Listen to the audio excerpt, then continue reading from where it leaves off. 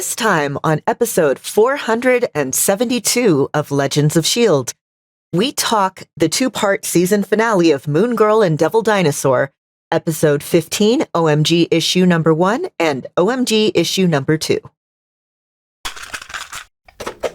I'm Anthony Bachman from All Things Good and Nerdy, a geeky podcast part of the Gonna Geek Network, just like the show you're checking out now. Shows on the network are individually owned and opinions expressed may not reflect others. Find other fantastic geeky shows at GonnaGeekNetwork.com.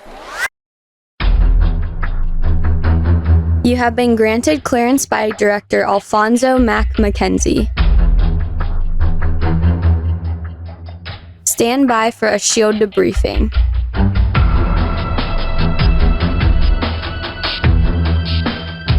All information to be discussed here is classified and may only be discussed among agents granted clearance by the S.H.I.E.L.D. Director. Now it's time for your scheduled debriefing. I'm Agent Lauren. I'm Agent Michelle. I'm Agent Chris. And I'm producer of the show, Director SP. Welcome to Legends of S.H.I.E.L.D., a Marvel Comic Universe fan show discussing the Marvel Cinematic and Marvel comic book universes as told on screen by a little hampered company called Marvel Studios.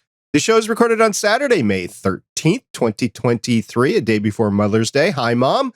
Live from the Legends of S.H.I.E.L.D. studios and broadcast LESY. Come and join our live chat as we record. And if you didn't already catch on to it, we like talking about Marvel.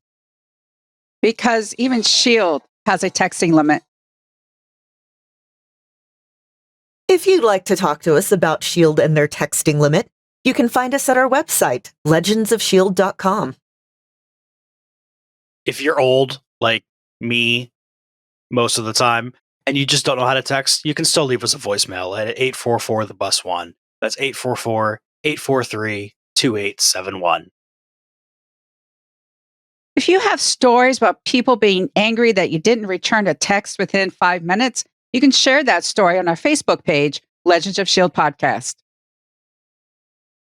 If you want the feel of texting, but, not quite, you can get a hold of us at our Twitter, at Legends of S.H.I.E.L.D.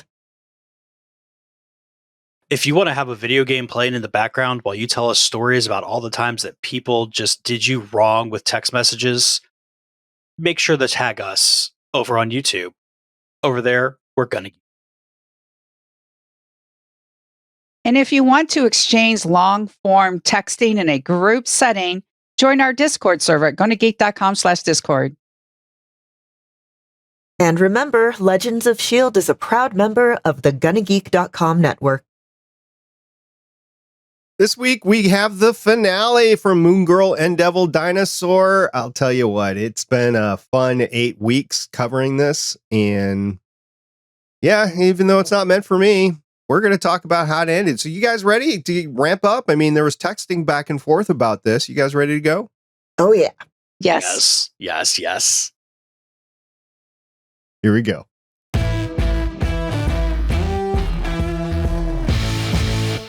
Moon Girl and Devil Dinosaur, episode 15, OMG Issue number 1, premiered on Disney Plus April 29th, 2023. And episode 16, OMG Issue number 2, premiered on Disney Plus May 6th, 2023. A mere 7 days ago, is it? Let's see, do the math. 7 days ago.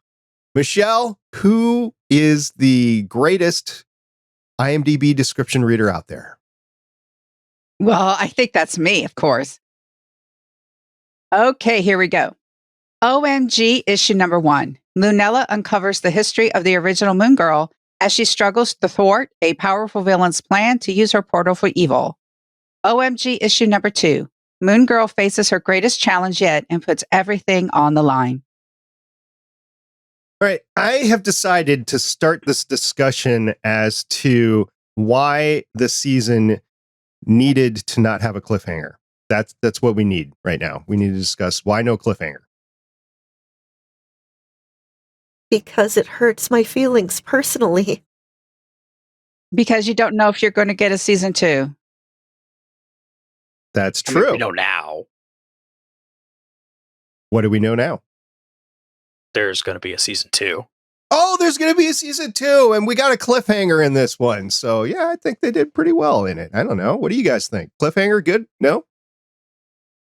It made me angry, so yes, good. Because I'm like, but I need to know. How could it end here? I need to know. This isn't like the Alpha's cliffhanger, right? This is a good anger. This is a good angry. This is more, I guess, outraged. Like, I am outraged that I have to wait for more. I wonder when they knew they were going to get a second season. I can't remember when that announcement was made. I'm trying to remember the cliffhangers that we know. So Agent Carter was a cliffhanger, right? The way it ended. What else in the Marvel Cinematic Universe was a cliffhanger that was not resolved within the own property? I have an answer for when season 2 was announced. Yes. October 8th, 2022, before the show even premiered. So they had plenty of time to change it if they had to. Okay. And considering last week's, the episode 14 ended with the Beyonder looking at Mimi going, "They're coming for you." That would have been, I guess, the cliffhanger as well if they didn't have those 2 extra episodes. Though it seemed to have been worked in there. Yeah, so you're talking 16 episodes, about 20-some minutes apiece. So we'll just round up and say 3 an hour. With potty breaks, about 2 an hour. So if you wanted to binge this in an 8-hour period, you could definitely binge this in an 8-hour period. I think it probably actually would have gone better if you binged it in an 8-hour period. For me, personally, I mean, it was okay the way it was, but I think it would be better binging. So I watched, I guess, the first half of the season, binging it, and I have complicated feelings about binging because on the one hand, I realized that, like, yes, TV, when it's released weekly, it's meant to be experienced like this. But then I'm also somebody who really, really, really wants instant gratification. So I'm like, give me everything now. We were talking before the show, I just finished binging a 2-season series that was also, I think, close to 16 episodes. I've been thinking about this since last night. I really want more of the show now. Binging this one just kind of feels different, though, for the first 14 episodes at least, because you have that little bit of continuity in between them, but it's like 90s kids cartoons continuity where it doesn't really matter.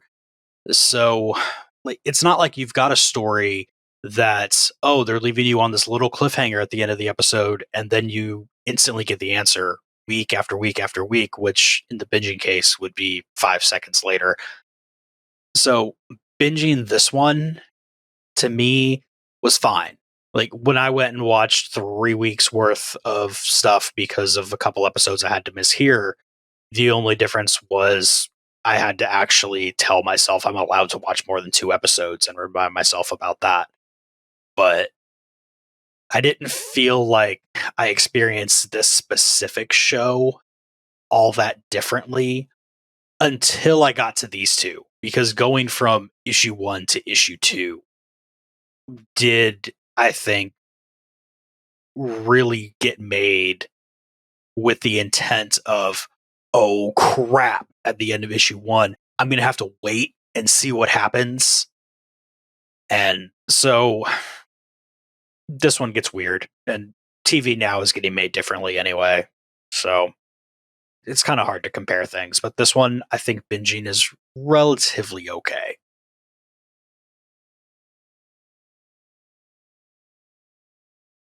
First point, I have 2 points. First point, there's a lot more out there now. When I was younger, there was a show called Dallas, and I mean the original Dallas, and someone shot JR. And all summer long, people were talking about who shot JR. We had this little booklet called TV Guide where there were some articles and you had to read about what was on TV and you got a little blurb. So maybe you would like it or not. But with so much more out there, that is we talked about how there's, this bright side, if there's everything, and there's the downside, there's everything.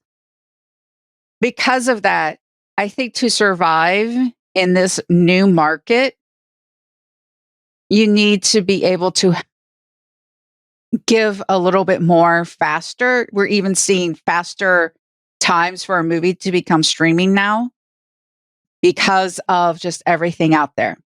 That's point one.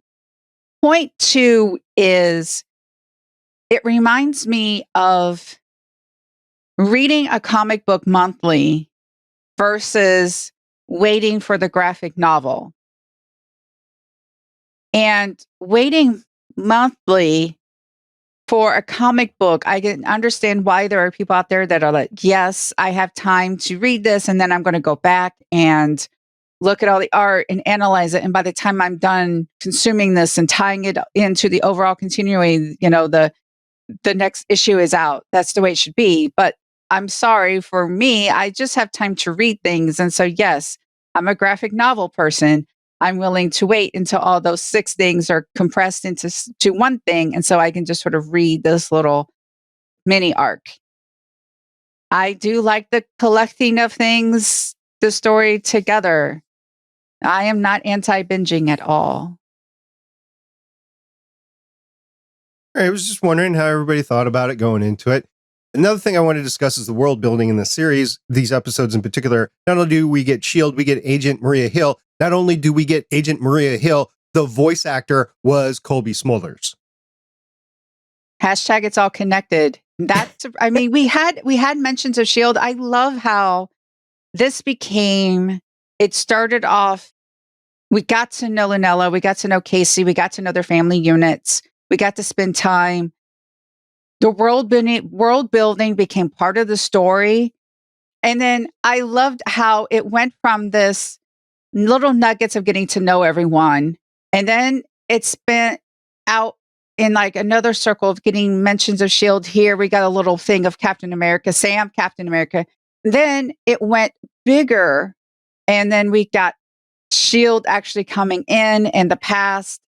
And because we got to know them, it meant something, which is why a lot of people make the argument that the Eternals should have been a series because there were so many people in it and we didn't care about any of them. So there are times when a movie works, but then there are times like with Moon Girl and Devil Dinosaur where we needed to get to know everyone and the family dynamic. So when the flashback happened with Mimi and she's looking at all of her, life memories, it meant something because we had time with all these people. Yeah, it handles world building in the way that I like, which, like Michelle said, is like you start very small and intimate and then slowly widen the world so that you don't get info dumps. You don't get overwhelming people with little details. You learn things as the character learns things. And we see over the course of the series, Moon Girl going from just, I have this very small circle of people that I'm comfortable with, to her becoming more secure in herself, her becoming more confident in her abilities as Moon Girl, her bond with Devil Dinosaur and Casey just really cementing. And by the time we reach the finale, we have that world building where, yeah, like you said, the flashbacks become more, they hit us harder because these are characters that we've grown to know and love over the course of like however many hours. I can't do math. It's too early. This is a giant, great example of show and not tell, because these characters are just showing us what's going on with their world. Devil just talks about Spider-Man. We don't need to have an explanation of why he knows who Spider-Man is. You have Captain Falcon coming in. That's always what I'm going to end up calling Sam Captain America because it just makes so much sense in my head. Plus Falcon Punch. That's just hilarious. But, you've got everybody just kind of naturally getting things in. And one of the things I really hate in stories, no matter what medium, is when you have somebody come in and, oh, I'm going to tell you all about the background of what's going on because you don't know, but we all know I'm really doing it because of the viewer or the reader. And like, we didn't get that here because we don't need this here. For one thing, you're in the MCU. So they're kind of assuming that people are going to have a general knowledge of who Marvel characters are anyway. And really, that's all you need with this. But, you can get those deeper looks at people as they actually find out naturally and not through a forced point of view character who basically only exists and able to explain things to us. I'm trying to remember going through all the episodes that were recorded. I don't think any one of us called it that Mimi was the original Moon Girl. No. But we did call that she was really important. We did call she was important. We did call that she knew. At the beginning, okay, so it's been a while since we've seen a picture of OG Moon Girl. When she shows up at, we see the picture at the beginning of the first episode that we did today, the part 1. I was watching it while I was eating dinner yesterday, and I was watching it with Scott, and I looked up and I was like, Mimi's the original Moon Girl. They have the same shaped jaw. And a couple minutes later, turns out I was right, but that was the closest I called it. I didn't call it way back. I love that one of the ways she figured it out was by cleaning Lunella's room and being the one to wash her super suit. I just thought that was just classic. And of course, my blueprints and everything, there was that bigger science reason, but those little moments of, I go in there and I clean my room, and of course, clean your room. Of course, I'm going to figure it out. And I really loved how that also implied that Lunella has the general super genius problem of I'm really smart in my spot and then really dumb in some other areas. Oh, yeah. I particularly loved Mimi vacuuming the lab, lifting up Devil's tail and vacuuming under there. Yeah, it was pretty cool. Devil came through in this whole thing as well. He was the guy that this doesn't happen without Devil being there and being able to pull off the big brutish moments that he does. Just his pure size gives him some advantage. So he was able to pull that off. I really like how they characterized him. It's so easy to make, an animal character just an animal. It being a cartoon gives us a lot of leeway. I really loved how the show incorporated very comic book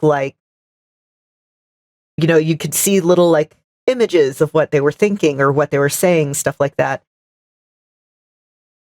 The more I would watch the show, the more I realized his character, he is basically my best friend's dog, who is giant and thinks he's smaller than he is and just loves everyone, just wants to be included, is kind of destructive because of his size. And they managed to do what I like in, animal-human partnerships on shows, which is and remind you that, hey, no, Devil Dinosaur is an integral part of the team. He's not just, a conceit. He's her best friend other than Casey.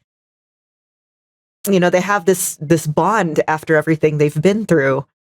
And we get reminded that Devil Dinosaur has an intelligence. And I really like that. It was really cool to me to be able to see Simon Phoenix on the screen again. Okay, so yes, Wesley Snipes was the voice of Maris Morlak. And I'm so of two minds whenever anything comes to Wesley Snipes, because on the one hand, I love the original Blade. I'm planning to do a rewatch of Tu Wong Fu, Thanks for Everything, Julie Newmar, pretty soon. But on the other hand, he severely abused Halle Berry enough so that he caused her to become deaf in one ear. So, but he did a good job with the voice. For those that didn't get the deep cut that I made right there, Simon Phoenix was the character that Wesley Snipes played in Demolition Man. So I kind of was equating the two characters there. I haven't seen that. Oh, you haven't seen it? Nope. It's right up your alley, too. It's cheese, it's sci-fi, it's the three seashells. 3 seashells, come on. You've heard all about it your entire life. You have no idea what this movie is. You need to watch it this weekend. Yes, please. I think I'll take care of that. Yes. But we got another villain of the cool motivation, still murder variety that Marvel is really good at. You know, we have here somebody who, again, one of the things that they do on Moon Girl is they are doing like these introductions into serious issues, like whether it's, you know, the realities of black hair care, or here what we got was, you know, the hidden figures in science. There's a long and still ongoing history of non-white scientists, particularly black scientists, having their contributions stolen, erased. Last week I wasn't able to be on, but one of the things that I had noted was at the museum that they went to, it's named after a very important black inventor who had some of his inventions basically stolen by Thomas Edison. We have the hidden figures in NASA that were partially responsible for like the first space flight and all that. And we have somebody who their motivation is that they were locked out of recognition. They were locked out of having a legacy because of racism. And it's infuriating. It's unfair. It's only recently started to be acknowledged. But again, cool motive, still murder. This is the one little quibble I have with the episode, is that I don't know if you can really jump straight to the idea that they weren't getting the recognition because of racism.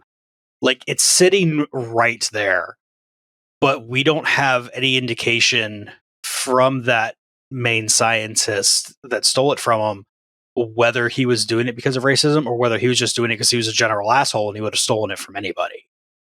And that's the one problem with this being a kids show, is you can't really get that real answer. So I'm going to lean really heavily toward, it's because of the racism, because of the real life history, because of everything else, because it's a kids show and they're not going to show somebody being super racist in a cartoon made for 8-year-olds.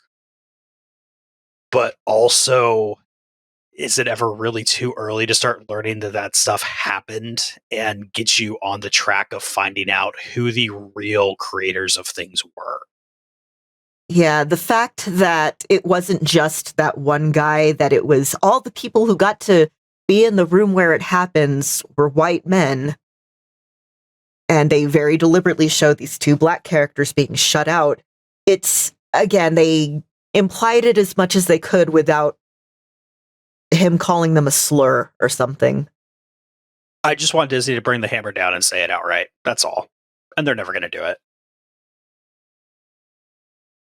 Yeah, not unless it's a live-action sports movie. Yeah. I didn't know it was Morlak right away. I have no history of this character of Moon Girl, and I didn't know Morlak. I thought when we first saw it that it was actually Blue Marvel. It was Adam Brashear. I thought at the beginning, I was like, ooh, this is how we're going to get Blue Marvel in the MCU. But it wasn't. It was Morlak. It's fine. I was just confused as to who it was for a hot minute. And I'm glad that it was expanded. I don't know what's up with the ring. I think the ring is just a visual thing, and it's, oh, now I have the power. So regarding Morlak, he is a character in the comics. He is once again another villain to receive a glow up on this show. And connected to our next episode in the comics, he's one of the ones who's partially responsible for the creation of Adam Warlock. All right. I have not seen Guardians of the Galaxy Volume 3 yet, and I'm looking forward to it. We're going to cover it next episode.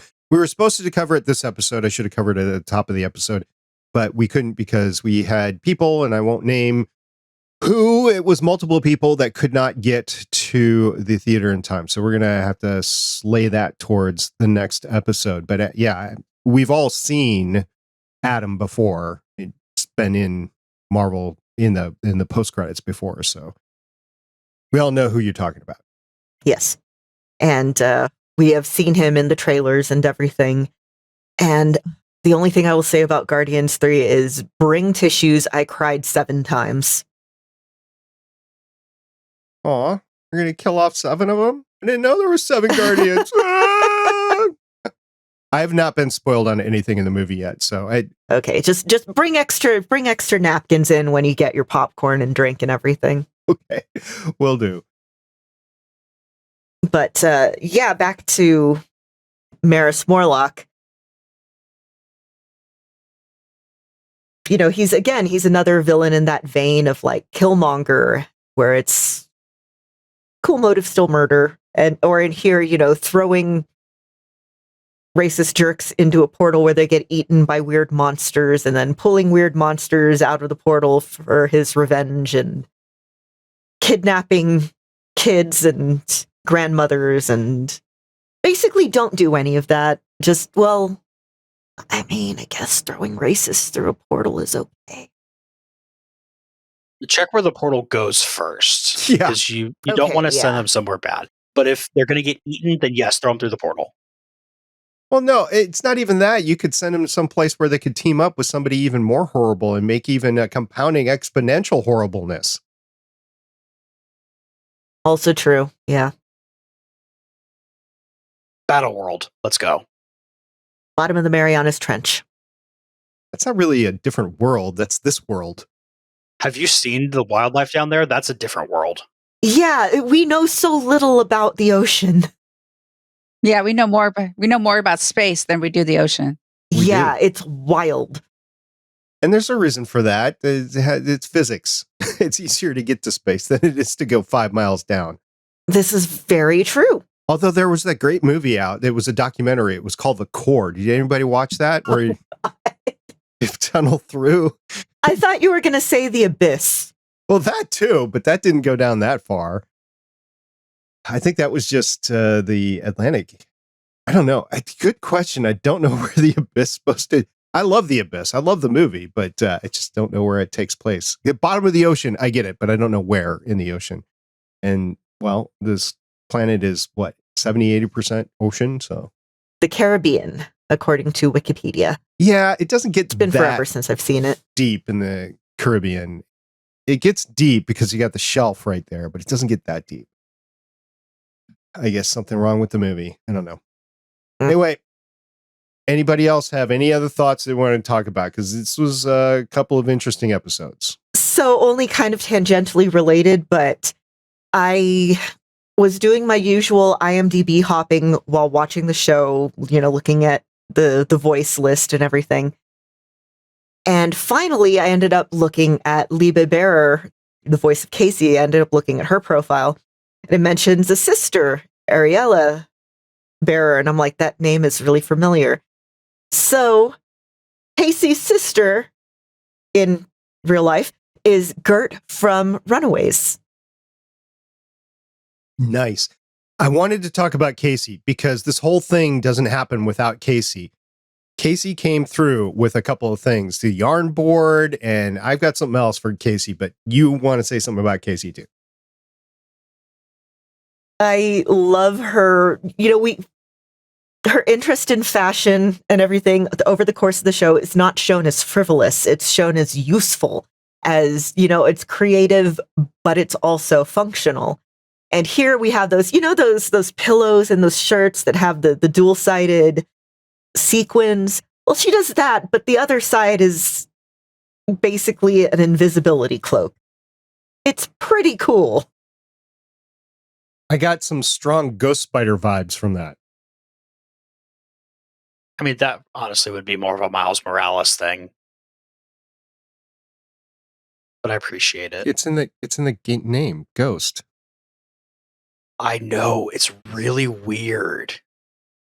We don't have time right now for me to get into why it's Ghost. I'm trying to throw you a bone and you slap me down. Thanks I know. much. I got a Dang. new little Gwen. Oh, Aw. of course you did. Every week, a new Gwen.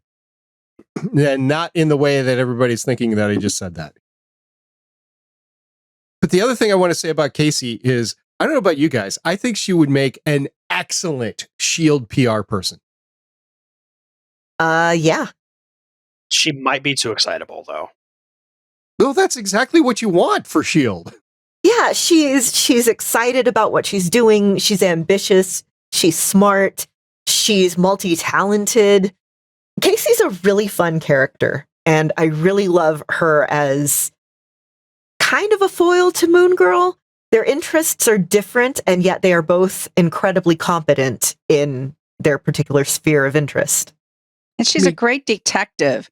I mean, Yeah. if Casey was in S.H.I.E.L.D. all those years ago, she would have found Hydra in like 3 minutes.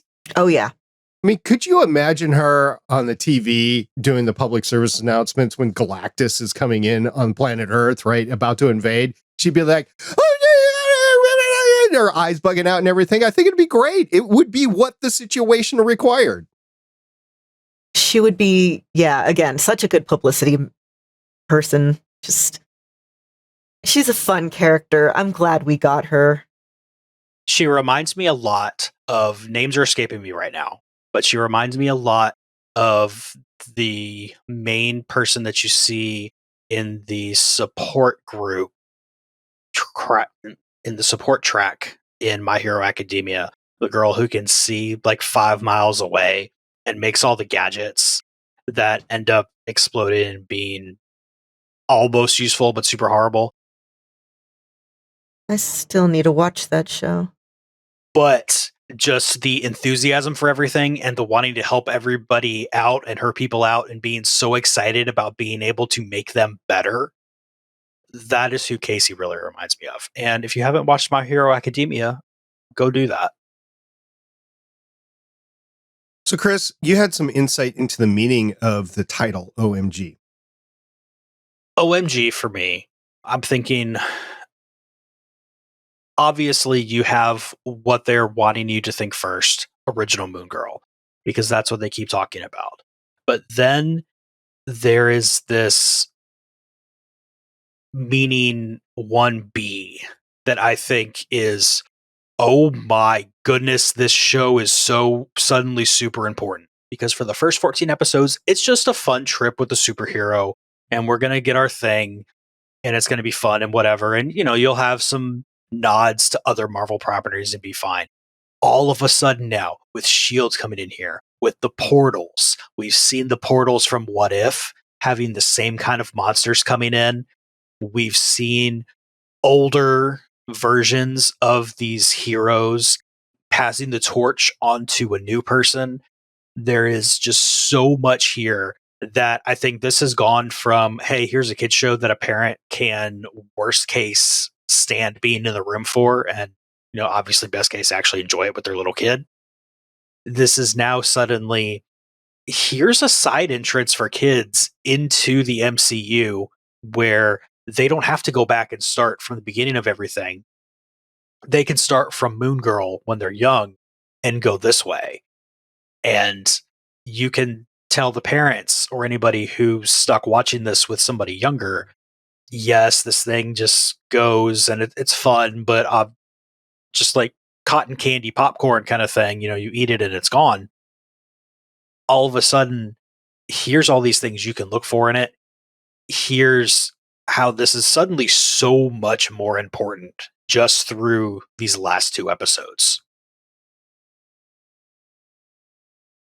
And it goes with the whole, oh, Mimi is going to be the one to sacrifice herself to go through the portal. And that's going to be the safe ending because this is a kid's show. And it's like, no, Moon Girl is going to let go and go through the portal. And then we get that amazing shot of Mimi with her, you know, like I think it's a wrench or something. And it's like, oh, we're going to get her back.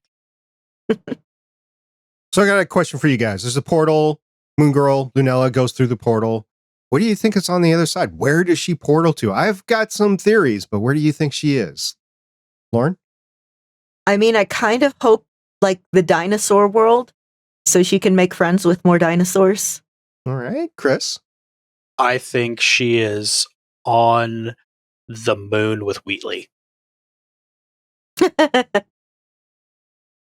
Michelle?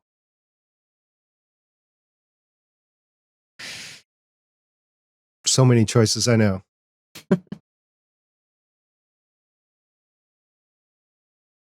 Part of me is like that one world with Doctor Strange is the zombie or something.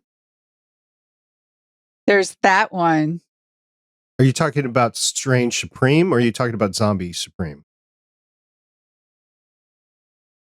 Zombie Strange. Yeah, it's one of those, like Doctor Strange ones. Where do you think?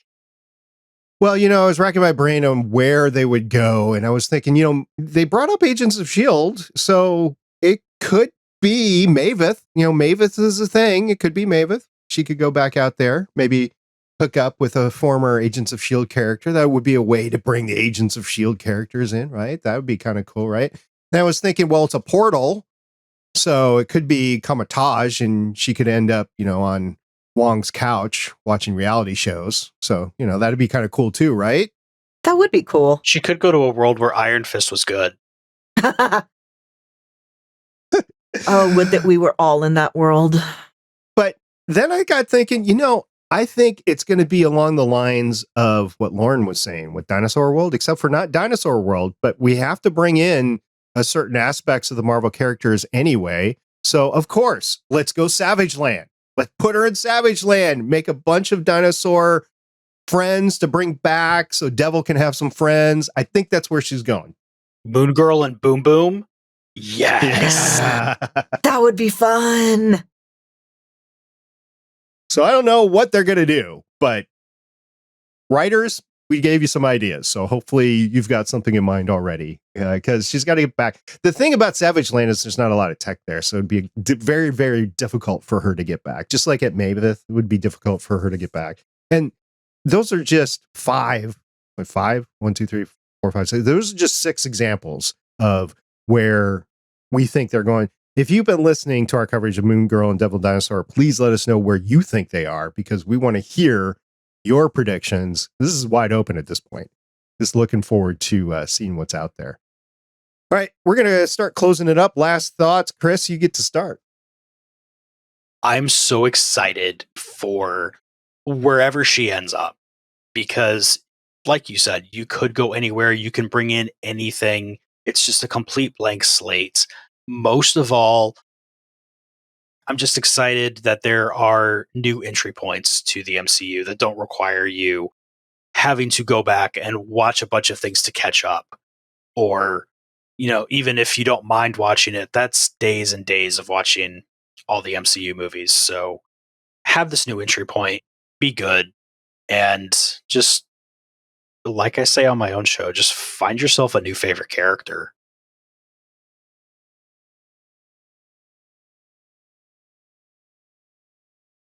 When I go back and I look at the cast and you get Alfre Woodard as Mimi, it's like, hey, we got Alfre Woodard to play Mimi. She is one of the most amazing actresses of all time actors. She's just amazing. Yeah, it's like from the beginning, we sort of like should have perhaps realized that she was a bit more. We knew she was important, but a bit more important considering it's Alfre Woodard. It's an amazing show. I'm glad we watched it. At first, it was just we were just going to watch this. We thought it was kind of fun. And now there's a bunch more layers that we didn't see coming.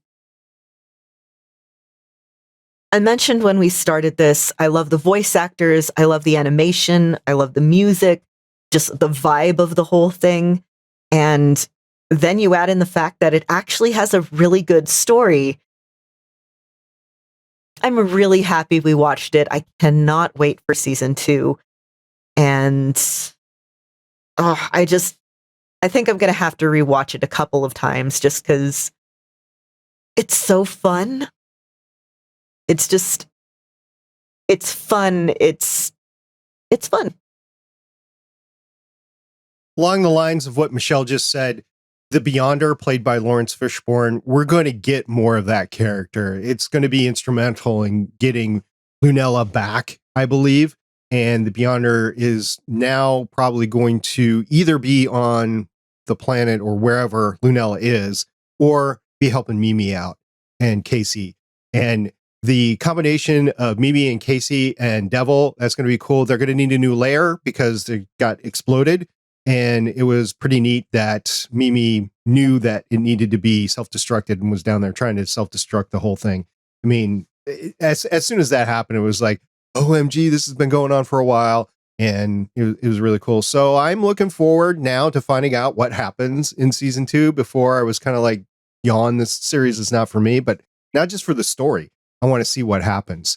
And we'll see how it goes. And hopefully this catches on with the younger crowd. Obviously made to bring the younger crowd in as an entry point now that we're so many years down the road from when the MCU was first created. I mean, Michelle, you were mentioning this a few weeks back that kids have grown up with the MCU. It's like kids that grew up with the Harry Potter series. That's what they grew up with.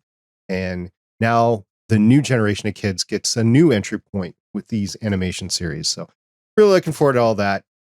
Our next episode, we'll be covering Guardians of the Galaxy Volume 3. I'm looking forward to seeing it. I'll admit it, I have not seen it yet. I want to see it closer to when we actually podcast on it. But at this point, I probably could have gone to see it already and then seen it again before we podcast again. So maybe I might do that just to get a couple of hits at it before we talk about it. Because I've heard good things about it. Everybody that's gone, it wasn't a don't go see it. It's you need to go see it. So I plan on going and seeing it. So that's what we're going to do next time. And in the meantime, Lauren, I believe you have something you want us to do. Yeah, I think we should hop in a portal and peace out.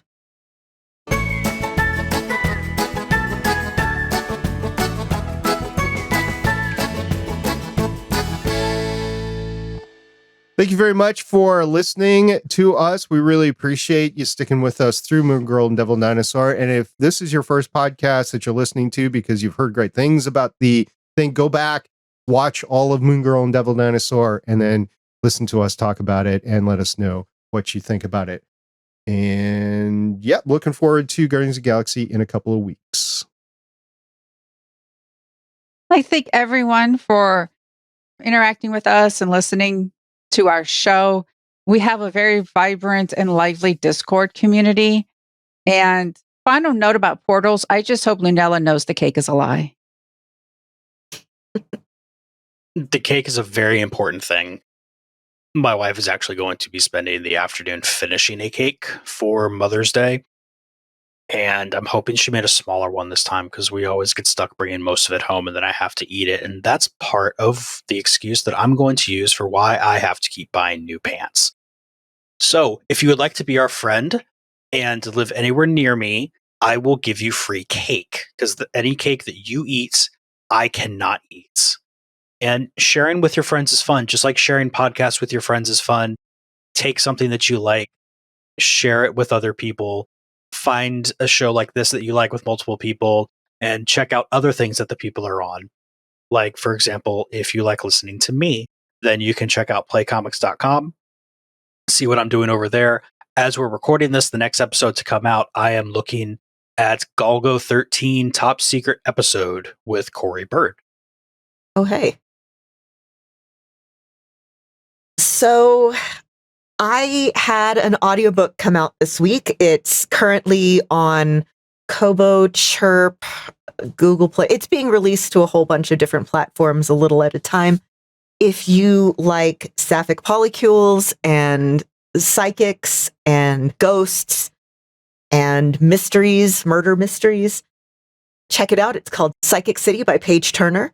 Narrated by me, recording as L.W. Salinas. I am very proud of it. And I hope you give it a listen.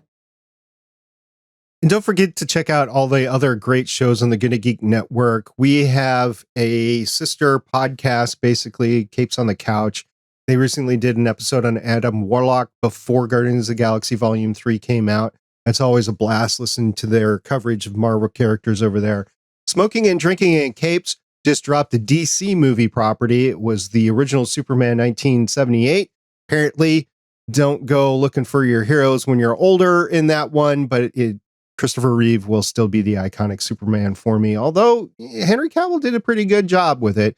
But they cover all sorts of comic book or superhero shows and movies over there, so check them out, Smoking and Drinking in Capes. And if you are a playthrough D&D style listener, Adventures in Aurelia, it's a really good show. I don't know if anybody here has listened to it, but Damien, the DM, does a phenomenal job editing those, and it's really like you're immersed in wherever you are with the soundscape, and he does a really good job DMing and recording, so you get great sound quality and everything. So that's it at Adventures in Aurelia. Go check that out. Well, guys, that's it for me for this week. You guys, I guess, see us in 2 weeks. Woo! Bye. Bye-bye. Give all of your friends a big hug. If they're into that kind of thing. Yeah. Ask permission first. Yeah. I guess if they're your friends, you would already know, though. Well, sometimes people have days, you know? Yeah. Mm-hmm. True enough. All right. Bye. Bye. Toodles. Thank you for listening. If you want to leave us feedback, go to gonnageek.com and you will find all our contact information and other shows. You can also visit legendsofshield.com where you'll find our complete archive of podcasts. The music heard on this podcast is by Kevin MacLeod, found at incompetech.com, and also artists on pond5.com and audiojungle.net. The opinions heard on this podcast are those of the individual hosts and do not represent Stargate Pioneer Productions, Legends of S.H.I.E.L.D, or Gonna Geek. Agents of S.H.I.E.L.D. is the property of the Disney Corporation, Marvel Studios, and ABC. No infringement is intended.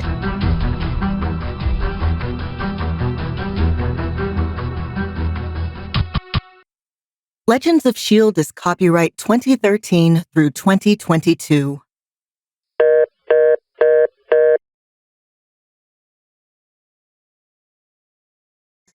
I need to have her re-record that. We're still live, by the way. Every time I hear that, it's like, Legends of S.H.I.E.L.D. is blah, blah, blah, blah, blah, and then Legends of S.H.I.E.L.D. is copyright 2013 through 2023. It's really funny to me.